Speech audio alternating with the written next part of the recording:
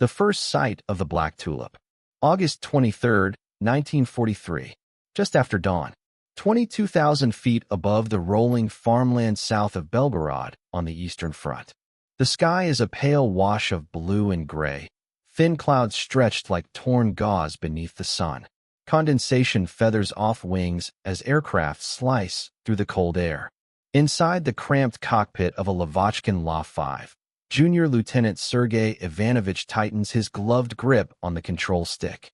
His breath fogs the inside of his goggles for a moment before the oxygen flow clears it. The engine vibrates through the seat and into his spine. Below him, the front line is already alive with smoke columns and distant artillery flashes. This is supposed to be a routine patrol, escort duty for ground attack aircraft returning from a strike. Sergei has flown dozens like it. But something feels wrong. The radio crackles with overlapping voices. A warning shouted in panic. German fighters sighted. High. Fast. Sergei cranes his head back and scans the sunlit sky. At first he sees only silhouettes. Dark shapes dropping out of the glare. Messerschmitt Bf 109s diving with brutal precision. Their engines scream as they accelerate, gravity and horsepower combining into a single lethal force. Training takes over. Sergei banks hard left, pulling GS that crush him into his seat. Tracers flash past his canopy. Then he sees it. One of the Messerschmitts is different. As it rolls into the attack, sunlight catches the nose of the aircraft, revealing a painted pattern that makes Sergei's blood run cold. Black petals radiating from the spinner, curling backward over the engine, cowling like a predatory flower in full bloom. A black tulip. Sergei has heard the rumors. Every Soviet fighter pilot has. Whispered warnings traded in mess halls and briefing rooms. If you see the black tulip, break away. If you can. If you are lucky. The aircraft belongs to Oberleutnant Erich Hartmann of Jägerschwader 52. Hartmann is 21 years old. He flies with a loose confidence that borders on arrogance. His cockpit is immaculate. His hands steady. His eyes locked on the unfolding chaos below. He does not spray bullets. He does not chase targets wildly. He waits. He stalks. From above, Hartmann watches the Soviet formation fracture under the initial dive. He ignores the first aircraft that crosses his gun sight. Too far. Too alert. He keeps descending, throttling back slightly to avoid overshooting. His Messerschmitt shudders as he lines up behind a Lavochkin, pulling hard to escape another German fighter. Hartmann closes to less than 50 meters. At this distance, he can see the pilot's helmet, the rivets on the fuselage, the exhaust stains along the engine cowling. He squeezes the trigger for less than a second. The 20mm cannon thumps once. The machine guns chatter. Shells rip through the Lavochkin's engine. Flames erupt instantly. The Soviet fighter snaps into a violent roll and disappears downward, trailing smoke. Hartmann pulls up smoothly, already searching for the next target. Inside his own cockpit, Sergei catches a glimpse of the kill. He sees the Lavochkin burst into flame. He sees the Messerschmitt pull away. And he sees the black tulip nose turn in his direction. For a split second, the world narrows to that single visual cue. The black petals against gray metal. The way the aircraft moves with terrifying calm. No wasted motion. No hesitation. Sergei slams the throttle forward and dives, trading altitude for speed. The La-5 shudders as it pushes toward its limits. He does not look back. He does not need to. Every instinct tells him the same thing. This is not a pilot you outturn. This is not a pilot you outfight. Around him, the sky is unraveling. Parachutes bloom. Tracers stitch invisible lines through the air. Radios scream with desperate calls for help that go unanswered. German fighters slash through the formation again and again, but the black tulip is always at the center of it, appearing where aircraft are weakest, where pilots hesitate, where fear has already taken hold. On the ground, Soviet troops will later report seeing a single German fighter painted with a dark flower, moving through the battle like a specter. In the air, pilots will remember something else.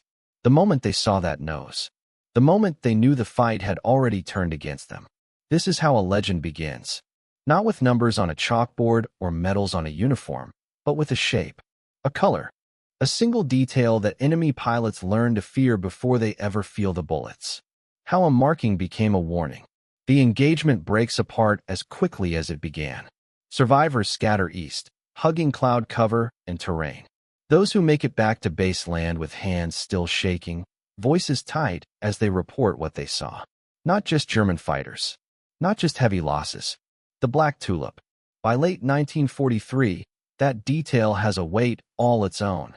At forward Soviet airfields, mechanics pause when pilots mention it. Commanders exchange looks. Intelligence officers jot notes they have already written a dozen times. A Messerschmitt with a dark flower on its nose. A pilot who waits until the last possible moment. A sudden burst of cannon fire. One aircraft destroyed. Then another. Then silence. Across the lines, at a dusty Luftwaffe strip near Poltava, Erich Hartmann climbs out of his Bf 109 and drops his helmet onto the wing. Ground crew swarm the aircraft, checking fuel lines and shell counters. Hartmann points to a scuff on the leading edge where debris struck during the dive. His face shows no excitement, only focus. His wingman, Lieutenant Alfred Grislowski, watches him with a mixture of respect and disbelief. Hartmann does not talk about fear. He talks about distance, about angles, about waiting. The Black Tulip is not an official marking. No order authorized it. It is something Hartmann painted himself earlier that year, inspired by his earlier unit emblem and his desire to be recognized by his own ground crew. At first, it means nothing beyond personal flair. But in the air, it becomes something else entirely. Enemy pilots begin to associate that visual cue with a specific experience.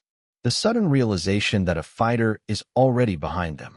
The brief flash of black petals filling the canopy just before impact. Even those who survive a first encounter carry the memory forward.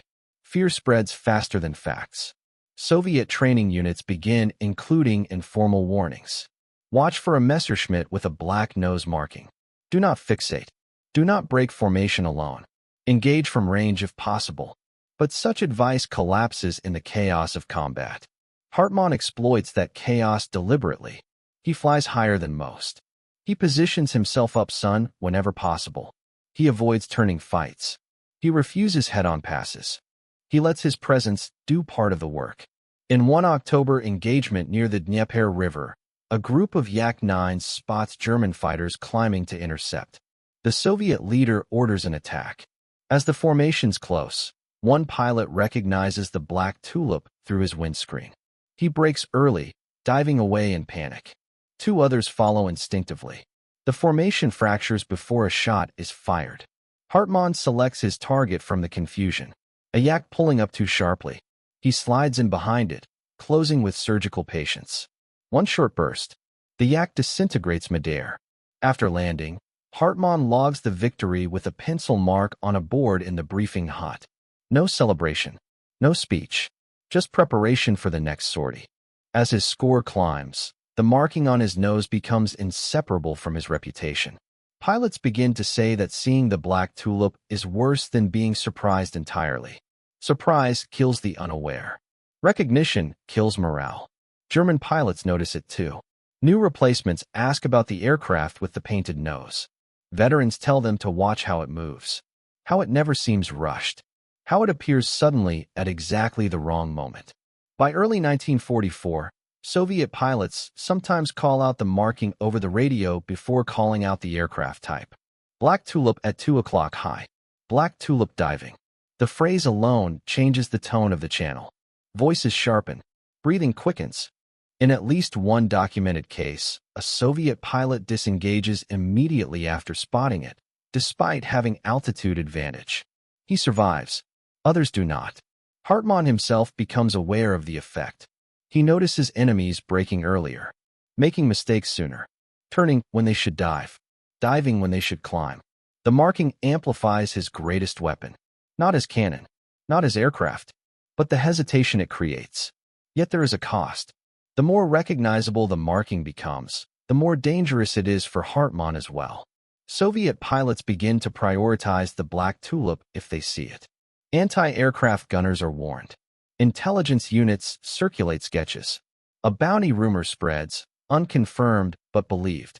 The marking that spreads fear also paints a target. Hartmann considers removing it. Others suggest it.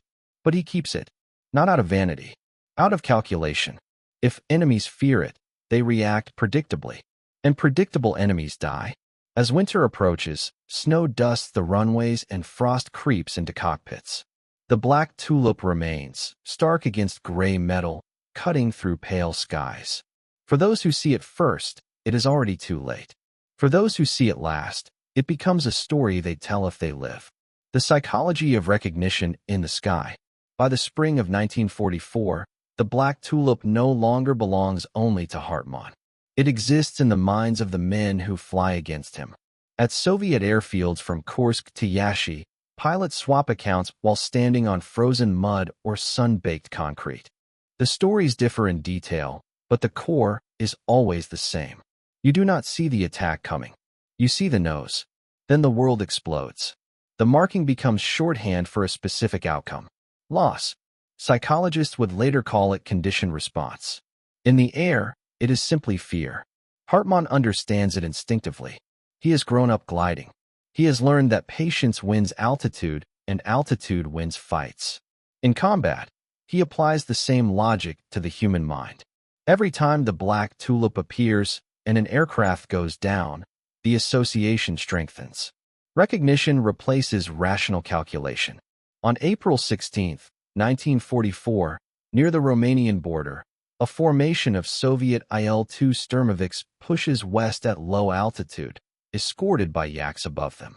Hartmann's swarm approaches from the rear quarter, climbing slowly to avoid silhouetting against the clouds. As they crest into position, one yak pilot catches sight of the black marking. He calls it out. The escort leader hesitates. Only a second, but a second is enough. Formation discipline wavers as pilots look for the threat instead of flying their aircraft. Hartmann chooses the one who glances away. He dives, throttle back, closing silently. At close range, the yak fills his windscreen.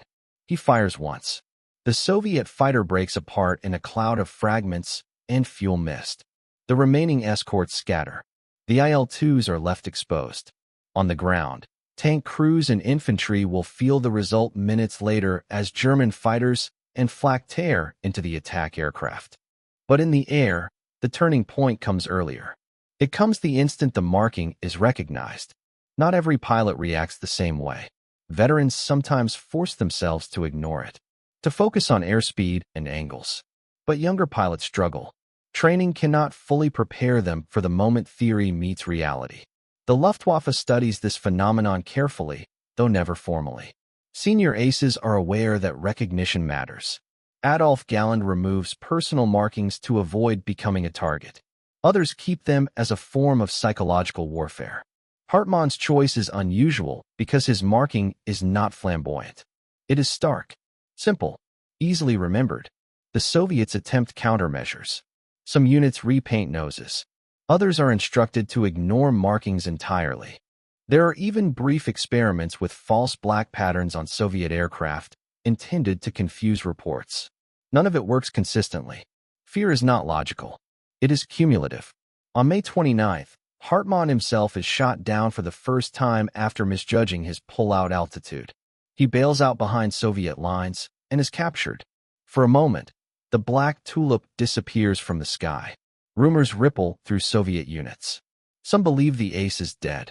Others claim he escaped. The fear does not vanish. It lingers, waiting.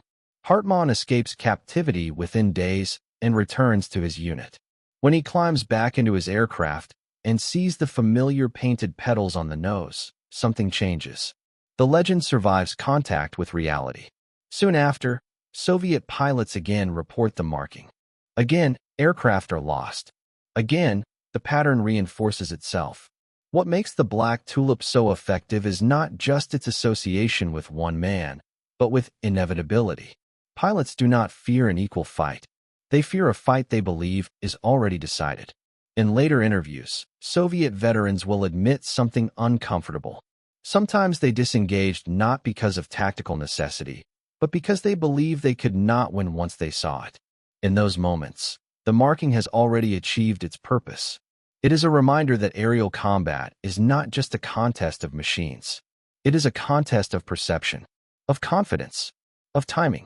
Hartmann's true advantage is not speed or climb rate. It is his ability to make the enemy doubt their own survival before the first shot is fired. As the summer of 1944 approaches and the Eastern Front shifts westward, the Black Tulip continues to appear where Soviet formations are most vulnerable. Each sighting adds another layer to the myth. Each victory tightens the knot of fear. And soon, the reputation will spread beyond the Eastern Front, carried by reports, prisoners, and whispers to pilots who have never seen it yet but already know what it means. When fear traveled faster than aircraft. By late summer 1944, the Black Tulip is no longer confined to one stretch of sky. It travels in briefings, in intelligence summaries, in the uneasy silence that follows certain names. Even pilots who have never flown against Erich Hartmann know the shape of his aircraft. They have memorized it from sketches pinned to walls and from stories told by men who barely made it back. On August 20th, 1944, above the oil fields of Ploiești, the air is thick with haze and smoke. The ground below burns constantly, fires fed by ruptured pipelines and bomb damage. Soviet fighters sweep ahead of advancing ground forces, probing for German resistance. Hartmann's unit launches to intercept. As the formations converge, the Soviets hold together longer than usual. Experience has taught them that panic is fatal. But then one pilot on the far right edge of the formation sees it. A familiar dark pattern on the nose of a climbing Messerschmitt, briefly framed against a column of smoke. He does not call it out at first. He watches it move. The aircraft climbs only slightly, then levels. It does not rush. It does not commit. It waits until the formation's spacing widens just enough. Then it tips over into a dive. The pilot finally shouts a warning. Too late. Hartmann selects a target already drifting from the group, a fighter lagging with engine trouble.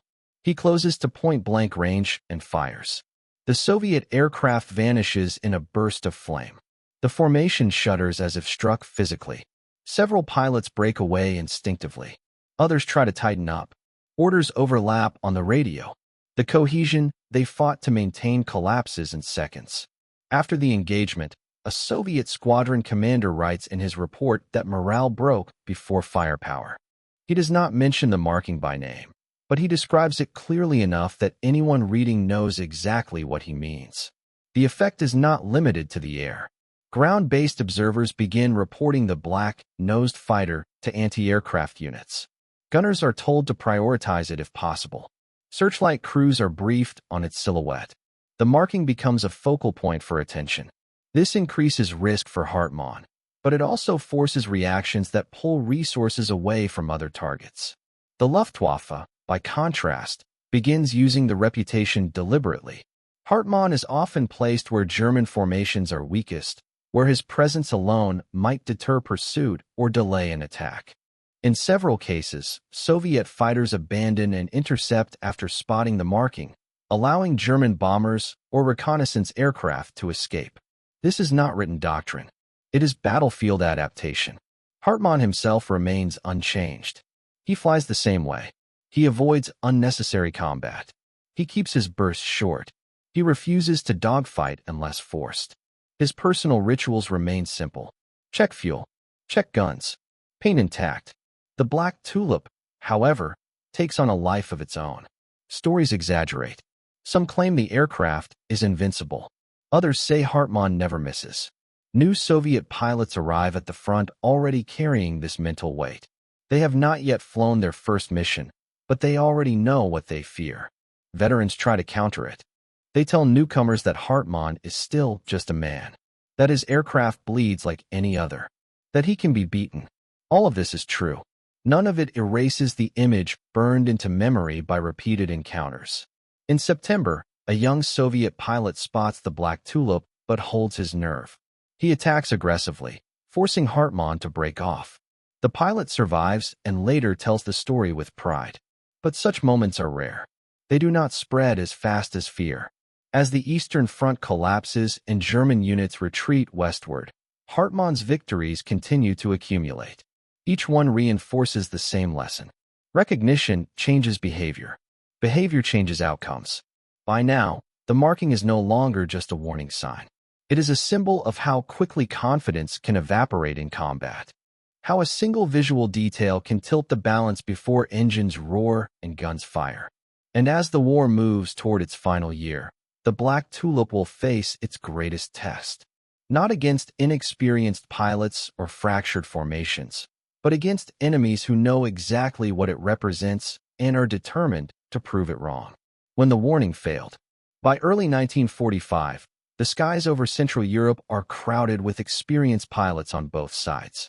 The Luftwaffe is shrinking, its fuel scarce, its aircraft worn.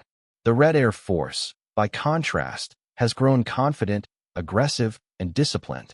The Black Tulip is still feared, but it is no longer enough on its own to break formations. On February 8, 1945, over southern Germany, Hartmann climbs into thin cloud cover with a handful of remaining fighters. Below, Soviet formations push west relentlessly.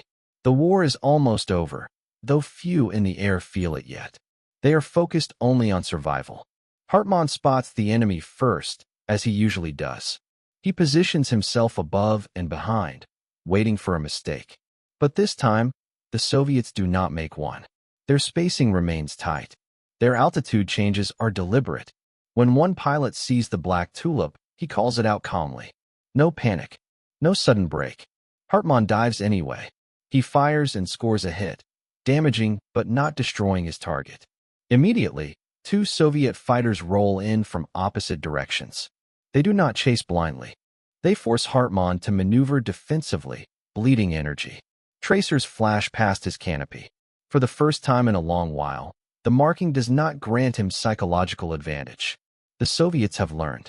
Recognition no longer equals surrender. Hartmann disengages, diving away toward cloud cover. He escapes, but the message is clear. Fear has limits. In the following weeks, encounters like this become more common. Hartmann still claims victories, but they are harder won. Soviet pilots increasingly treat the Black Tulip not as an omen, but as a priority target. In one engagement near Brno, a Soviet ace deliberately lures Hartmann into a turning fight, knowing the German prefers to avoid it. The trap almost works. Hartmann barely escapes after his wingman intervenes. He lands with his aircraft riddled with holes. Afterward, standing beside his damaged Messerschmitt, Hartmann stares at the black petals on the nose. They are chipped now, scratched, faded by months of combat. The symbol that once caused hesitation now draws fire. Yet even as its power wanes, the marking still matters. Less experienced pilots still flinch. Reports still mention it. The warning has not disappeared. It has simply lost its guarantee. This final phase reveals the truth behind the legend. The Black Tulip was never magic. It worked because it aligned with skill, timing, and opportunity. When those conditions erode, so does the effect. On April 8, 1945, Hartmann is shot down for the last time. He survives, is captured again, and the war soon ends. His final tally stands unmatched. But numbers alone do not explain his impact. Long after the guns fall silent, veterans on both sides remember the moment they saw it. Not because it always meant death, but because it taught them how fragile confidence could be. The Black Tulip became feared not because it was unbeatable, but because it exposed a deeper truth of aerial combat. That perception shapes reality. That recognition can kill as surely as cannon fire. The detail that outlived the war. May 1945. The war in Europe is over. Airfields that once roared with engines now sit silent. Burned-out hulks of aircraft line the edges of cracked runways. Pilots who survived gather their few belongings and wait to be processed, repatriated, or imprisoned. In these quiet days, the Black Tulip no longer flies. But it does not disappear. In prisoner camps and debriefing rooms, stories surface again. Soviet pilots talk among themselves, replaying old engagements. They remember the shock of first recognition, the instant when training dissolved into instinct. When one detail in the sky overrode everything else they knew about speed, altitude, and angles. Some are embarrassed by it. Others are honest. They admit that fear often arrived before bullets. Hartmann, now a prisoner, sits across from interrogators who already know his name. They know his victory count. They know the marking on his aircraft. They ask him about it directly. Why did he keep it, knowing it made him a target? Hartmann answers simply, because enemies reacted to it. He does not speak about terror or legend. He speaks about observation, about how pilots behaved when they recognized him, about mistakes that appeared the moment confidence cracked. To him, the Black Tulip was never decoration. It was feedback. In the years after the war, historians will analyze his tactics in detail. They will write about energy fighting, discipline, and marksmanship. But pilots who read those accounts understand something deeper. The marking worked because it compressed all of Hartmann's reputation into a single glance. In combat, there is no time for analysis, only recognition. The Black Tulip turned experience into a shortcut, a visual warning that said everything at once. Skilled opponent. High probability of loss. Act now or die. For many, that message arrived too late. Other pilots tried similar markings in later conflicts. Shark mouths, bright tails, personal insignia meant to intimidate. Few achieved the same effect, not because the idea was flawed, but because it required consistency. The marking had to mean the same thing every time it appeared. Hartmann's did. Even decades later, aviation museums display photographs of his aircraft. Visitors often pause at the nose. Guides explain what it meant. Veterans nod quietly. They do not need explanation. The lesson survives beyond World War II. Modern pilots are trained to manage fear, to compartmentalize, to trust instruments over instinct. But the human mind has not changed. Recognition still matters. Reputation still shapes encounters. A single detail can still tilt the balance before a weapon is fired. That is why enemy pilots learned to fear the Black Tulip. Not because it was supernatural, not because it guaranteed victory, but because it represented a moment when the fight stopped being abstract and became personal. A reminder that in the vast, empty sky, sometimes all it takes is one glance to know whether an encounter will end well or not.